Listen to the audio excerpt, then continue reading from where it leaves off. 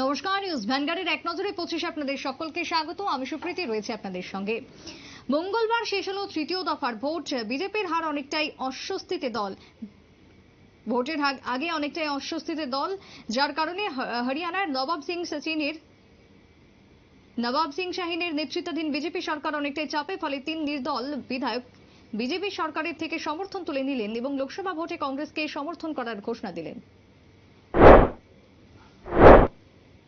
গোটা দেশের সাথে রাজ্য বুধবার পালিত হবে বিশ্বকবি রবীন্দ্রনাথ ঠাকুরের 163তম জন্মদিন। রাজধানীর মূল অনুষ্ঠান হবে রবীন্দ্র শতবার্ষিকী ভবনে। তথ্য সংস্কৃতি দপ্তরের উদ্যোগে অনুষ্ঠিত হবে রবীন্দ্র নৃত্য, আবৃত্তি এবং সঙ্গীত অনুষ্ঠান। সমস্ত অনুষ্ঠানকে সার্থক করবার আহ্বান জানিয়েছেন তথ্য সংস্কৃতি দপ্তর।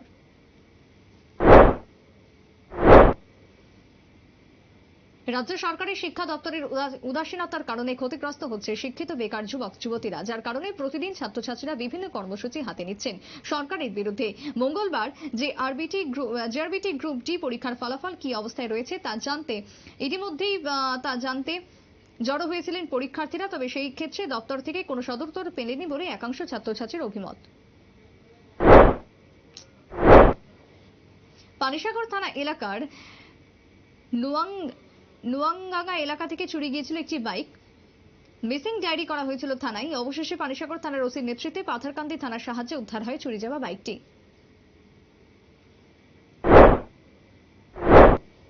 টি-20 বিশ্বকাপের দামামা বেজে গেছে। শুরু হবে 2রা জুন থেকে আসরে অংশগ্রহণের জন্য প্রত্যেকটি দল ঘোষণা করেছে 15 সদস্যের নির্বাচিত খেলোয়াড়দের নামের তালিকা।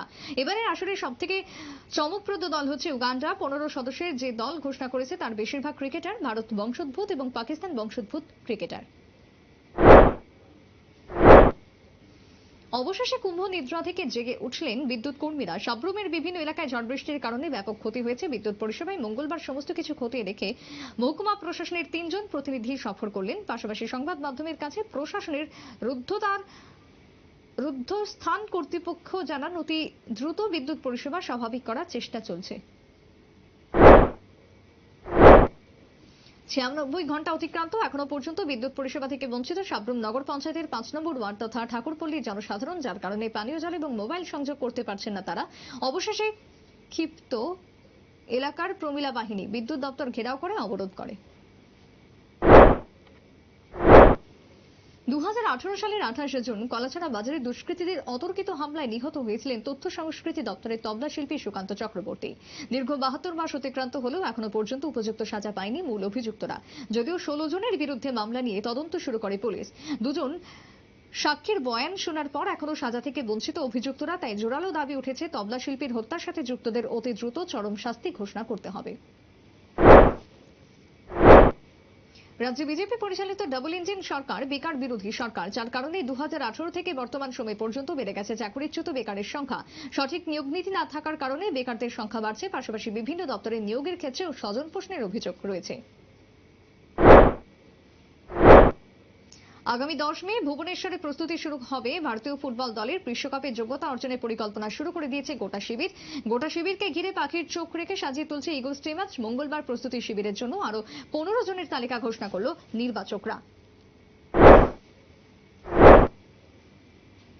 জাতীয় স্তরে অসাধারণ কৃতিত্ব অর্জনকারী 4 খেলোয়াড়কে আর্থিক সাহায্য প্রদান করল লংতরাই। মঙ্গলবার আরকে নগরে লংতরাই কনফারেন্স হলে 2 দিব্যাঙ্গ সাঁতারু সমীর বর্মন এবং বিনীত রায়, দাবাড়ু আরাধ্যা দাস, অ্যাথলেট মিতালি দেবনাথকে আর্থিকভাবে সাহায্য প্রদান করা হয়।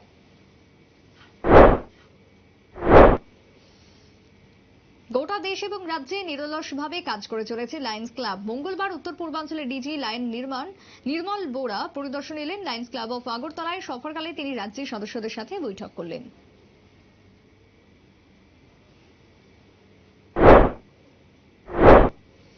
ভারতরত্ন ক্লাবের সম্পাদক দুর্গাপ্রসন্ন দেবের খুন কাণ্ডে এখনো পর্যন্ত গ্রেপ্তার হয়েছে 4 জন। মঙ্গলবার সদর ডিসিএম, মোহনপুর ডিসিএম, এসডিপিও সহ বিশাল পুলিশ বাহিনী ঘটনাস্থলে যান এবং তল্লাশি চালান অভিযুক্তদের বাড়িতে।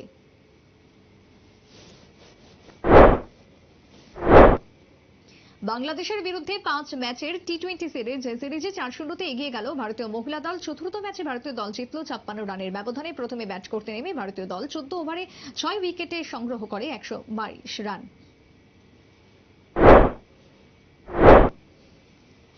তৃতীয় দফার ভোট শেষ হওয়ার পর এখনো এগিয়ে রয়েছে বাংলা। ২৬ এপ্রিল এবং ৭ মে তৃতীয় ভোটদানের শীর্ষে ছিল বাংলা, তবে সেই বাংলাতেই দেখা গেল সম্পূর্ণ উল্টো ছবি। মালদা উত্তর লোকসভা কেন্দ্রের হবিপুর রাধাকান্তপুর প্রাথমিক বিদ্যালয়ে ভোট দিতে গেলেন না কোনো ভোটার।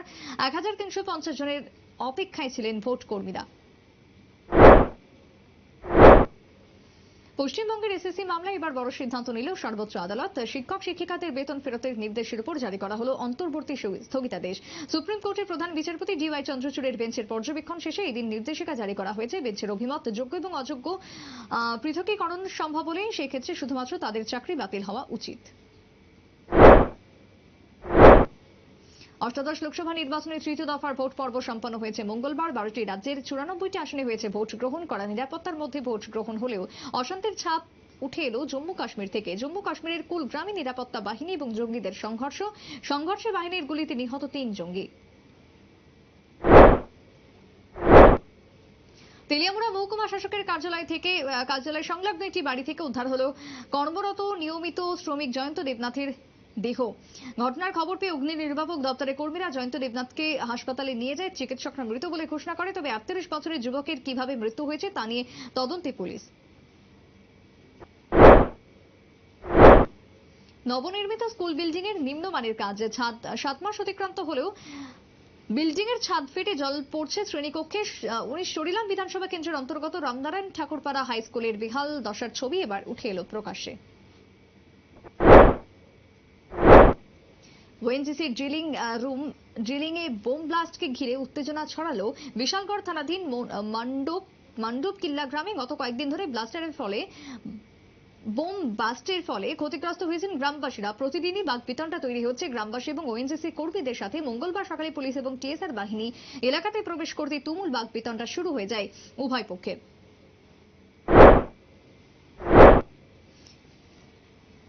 গোটা রাজ্যে মুখ থুবড়ে পড়েছে ট্রাফিক ব্যবস্থা। কারণ ইতিমধ্যেই যার পেট্রোল পাম্প সংলগ্ন এলাকায় পরিলক্ষিত হচ্ছে দীর্ঘ লাইন যানজট। আর এই যানজটে আটকে পড়ে প্রাণ হারালেন সড়ক দুর্ঘটনায় গুরুতর আহত এক মহিলা। বিশালগড় থানাধীন লালশিমুড়া বাজার এলাকায় ২ বাইক চালক ধাক্কা মারে পথচারী মহিলাকে। অগ্নি নির্বাপক দপ্তরের কর্মীরা গুরুতর আহত ৩ জনকে নিয়ে যায় বিশালগড় হাসপাতালে। কিন্তু বিশালগড় এমএল সাহা পেট্রোল পাম্পে যানজটের কারণে অগ্নি নির্বাপক দপ্তরের গাড়ি আটকে যায়। যানজটে দীর্ঘ সময় পর গুরুতর আহত মহিলাকে বিশালগড় হাসপাতালে নিয়ে যাওয়ার আগে মাঝপথে মৃত্যু হয় ওই মহিলার।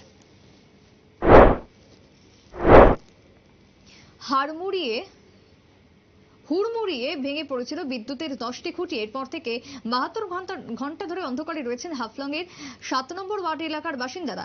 বিদ্যুৎ দপ্তরের কাছে বিষয়টি জানতে চাইলে হাফলং সাব ডিভিশনের জুনিয়র ইঞ্জিনিয়ার রাসেল নাথ জানান, আমবাসা থেকে বিদ্যুতের খুঁটি এনে কাজ করলে বিদ্যুৎ মিলবে এলাকাতে, তবে সেক্ষেত্রে আরো 2 দিন সময় লাগবে বলে অভিমত। টি-20 বিশ্বকাপের দামামা বেজে গেছে। ২রা জুন থেকে শুরু হবে আসরে অংশগ্রহণের জন্য প্রত্যেকটি দল ঘোষণা করেছে 15 সদস্যের নির্বাচিত খেলোয়াড়দের নামের তালিকা। আসরে সবথেকে চমকপ্রদ হচ্ছে উগান্ডা 15 সদস্যের দল ঘোষণা করেছে। তার বেশিরভাগ ক্রিকেটার ভারতের বংশোদ্ভূত এবং পাকিস্তানের বংশোদ্ভূত cricketer. National highway division IX জাতীয় সড়ক সম্প্রসারণের কাজে হাত লাগালো। ভারী বর্ষার মৌসুমে এই কাজ হাতে নিয়েছে কর্তৃপক্ষ, যার কারণে শিলিগুড়ি থেকে সিকিম পর্যন্ত 2.416 কিলোমিটার পর্যন্ত পথের সমস্ত যান চলাচল আপাতত বন্ধ করে দিয়েছে কর্তৃপক্ষ। কালিম্পংয়ের জেলাশাসক বালা সুব্রমানিয়াম টি জানিয়েছেন, রবি জোড়া থেকে 29 মাইল পর্যন্ত সড়ক বন্ধ থাকবে 11 মে পর্যন্ত। 2012 সালের পর 2024 দীর্ঘ 12 বছর পর আবার মহাকাশে যাচ্ছেন সুনিতা উইলিয়ামস। এই সফরে তৃতীয় সফর ভারত বংশোদ্ভূত সুনিতার বেরিং স্টার লাইনের মাধ্যমে প্রথমবারের মতো মহাকাশে পাড়ি দেবেন তিনি। সফর সঙ্গী হিসেবে থাকবেন বুচ উইলমোর। এর আগে 2006 সালে প্রথমবার মহাকাশে গিয়ে 195টি দিন কাটিয়েছিলেন সুনিতা উইলিয়ামস। 2012 সালে দ্বিতীয় সফরে মহাকাশে ছিলেন 127 দিন। সব মিলে 332 দিন মহাকাশে কাটানোর অভ্যেস রয়েছে সুনিতা উইলিয়ামসের। এখনকার মতন 25 পর্যন্তই। পরবর্তী নিউজ আপডেট এবং টকশো দেখার জন্য চোখ রাখবেন শুধুমাত্র নিউজ ভ্যানগার্ডের পর্দায়। নমস্কার।